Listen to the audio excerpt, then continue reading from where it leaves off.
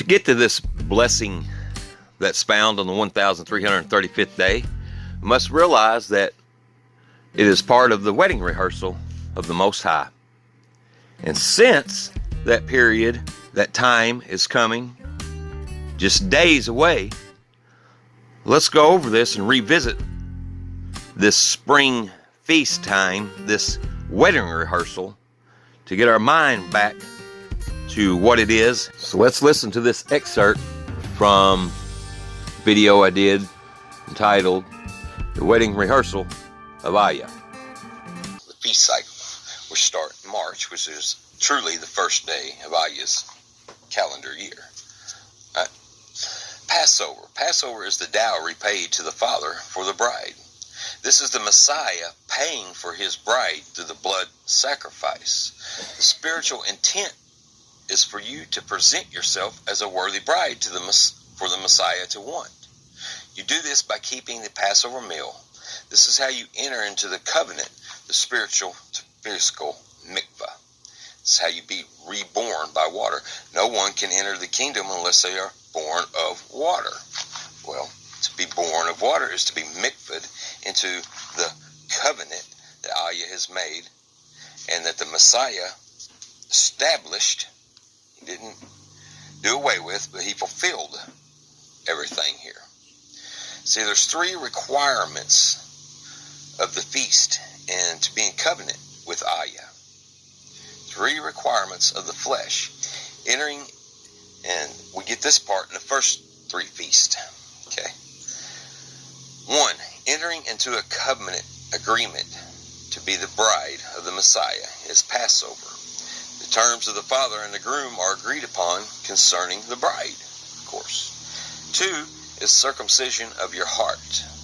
This is represented unleavened bread, the holiday, the feast that follows Passover immediately.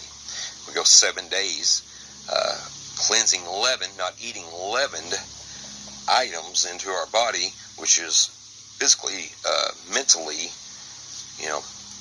getting the sin out of your life and being clean.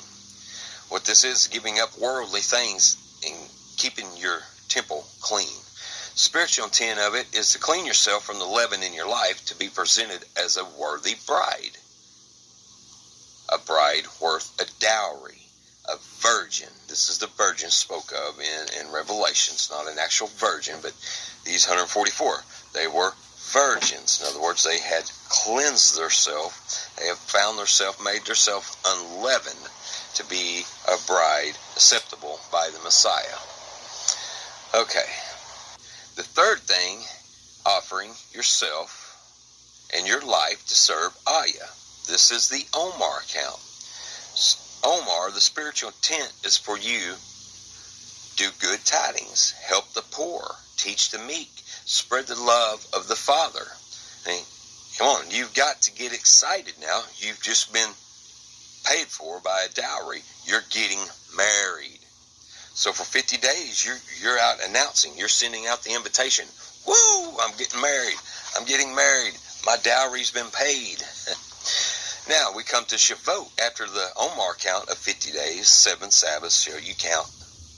And anyway, we'll get to these feasts when it gets to that time. Shavuot, we get to, or what you know as Pentecost. Now that you have made yourself as a presentable bride and the dowry is paid through Passover, you have endured and presented yourself a virgin worthy of a bride, unleavened bread, and you have offered your life in service to Ayah, Feast of Weeks, or the Omar count. The bride has made herself ready by agreeing to the covenant to serve the Father and ready herself as the bride of Messiah. Circumcised heart, shown yourself worthy by good tiding deeds and spreading the love of the Father. Now we come to Shavuot, which is the time to mikvah ourselves and receive the blessings from Ayah. As he accepts us as a cleansed, acceptable bride for his son, Ayah will mikvah us by pouring his rock unto us on Shavuot, or Pentecost. Spiritual intent is receiving of the spirit of Ayah. Now that our minds are refreshed in the wedding rehearsal, we can look and see how this year it's of most significance because there's a blessing at the end of it that was sealed up unto the end and told to Daniel. Now last year we revealed through the Shamain that us being Venus and Mercury the messenger took us into Taurus and took us from Alcyone, which was the Pleiades, which represented us being brought forth and presented to the Most High Aya as a bride of the Messiah. He then took us to the star Al-Nath, which moving through from Alcyone to Al-Nath was the Omar count, the unleavened bread, being presented as wheat mingled with oil, and then going on out and being presented again to the Most High as a new loaf with leaven brought through the fire. And then the messenger brought us Venus down to Aldebaran, which means the budding or the following, and from there we followed the Messiah through the entire cycle back to this year's feast cycle, which is going to land us with our obedience in the 1335th day blessing. Okay, so let's dive right straight into the revelation now of the blessing. And I'm going to present this in a way to show you this is how Haba and I are going to keep this wedding rehearsal, this feast cycle. And every year we revisit the feast cycle because we grow and we learn each year. And we're going to share with you the revelation given to us by the Ruach and the Ruach alone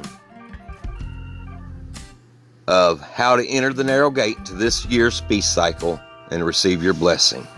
Let's go. Let's start with Passover. The first day of this year's feast cycle will start on Wednesday, March the 17th.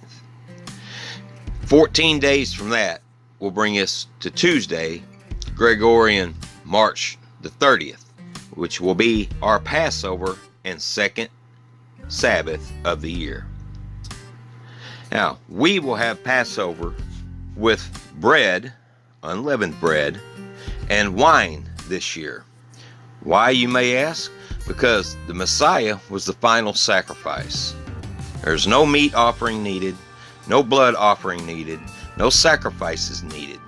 This is what the Messiah was giving us an example of in the Chaka meal that he did with the disciples. Take, instead of eating the meat or of the lamb, because I'm the final lamb, eat this bread of the earth. Not only that, no need to spill blood. I'm the final sacrifice. Instead, drink the blood of the vine, the wine. This is how we will be having our Sabbath this year. Now, the very next day after the Sabbath begins the unleavened bread count. 7 days we are to eat unleavened bread. It is given to us as a statute, as a commandment. 7 days you shall eat unleavened bread. Now previously, we did not start our Omar count, but the revelation this year tells us to start our Omar count along with the first day of unleavened bread. In so doing this will place us on May the 20th, 2021, 1,335 days from September the 23rd, 2017. But now that you know that date, there is a specific narrow path to follow to receive this blessing on that day. Now, in Leviticus 23, it tells us the story of how to keep the wedding rehearsal. Only part is you got to righteously divide the word and leave the book of the law and the book of the covenant separated. And it's easy to do, of course. You look at it, oh, we don't slaughter animals. Simple. We don't do that part. The Messiah fulfilled that part. or spitting in his face if we try to even do those things. But the intent of it, we'll start right here in Leviticus 23:13. And the meat offering thereof shall be 2/10 of fine flour mingled with oil, an offering made by fire unto Ayah, for a sweet savor. And the drink offering thereof shall be of fine wine, the 4th part of a hin. So this is what we're to do for the 7 days of unleavened bread. We're to have wine and unleavened bread, the flour and oil. You see the leaven missing. But here's the secret to it. On down to verse 14, he tells us, and ye shall eat neither bread, nor parched corn, nor green ears, until the self-same day that ye have brought an offering unto Ayah.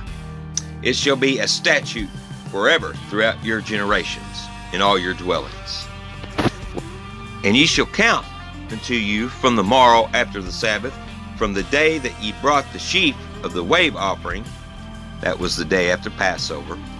7 Sabbaths shall be complete. Even unto the morrow after the 7th Sabbath shall ye number 50 days. That is Shavuot. And ye shall offer a new meat offering unto Ayah, which is 2 loaves with leaven.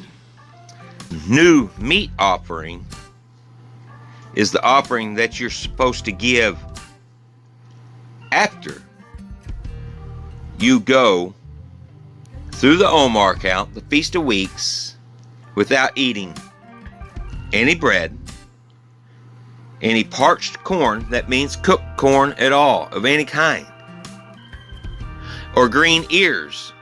Those are vegetables that grow on a vine. Leave these things out of your diet to prepare your body to receive the Ruach like the disciples did. This was the part of the Messiah's directioning, showing the way on the narrow path, this very narrow path. And as for me and my household, we are going to do this down to the T, because I honestly believe with all my heart and all my spirit that this is going to send down the Spirit, the Ruach, on us, descending like a dove, protecting us, as you'll see in Revelations. The 4 angels hold back the 4 corners of the earth, do not hurt the wind, the grass, the trees, or anything green, until our servants, who are going to enter into this covenant before the trumpet blasts. And this is how we're going to get there. Many will scoff, many will laugh, and that's fine. This was laid on our hearts as we watched the Pope, one of the abominations that makes desolate. He's the one we've seen in the physical. The one we see in the spiritual is what's going on with the vaccinations, the miry clay being mingled. But this is how we get to this 1,335th day blessing. It's not by coincidence that it's on Shavuot.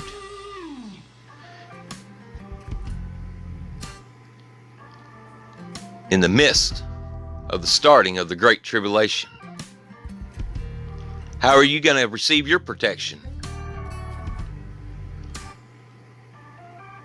I suggest entering into the narrow path of the wedding rehearsal and preparing your body, the self-sacrifice, leaving these things out through your Omer count, through your Feast of Weeks, preparing it so that the Spirit may indwell with us and that we might glow mightily and be strengthened mightily while the whole world goes dark. May you endure to the end. Shalom.